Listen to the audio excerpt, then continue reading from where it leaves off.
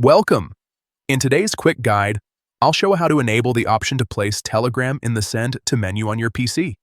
This is a new and super handy feature that makes sharing files to Telegram much faster and easier.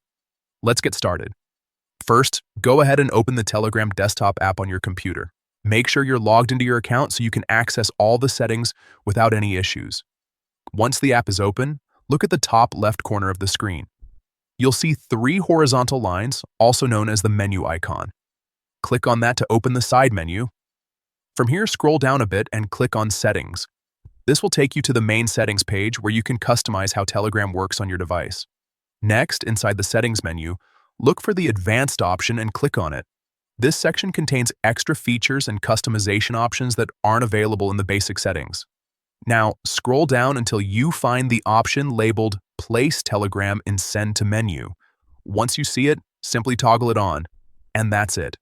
After enabling this feature, you'll be able to right-click on files directly from your computer, choose the Send to option, and instantly select Telegram.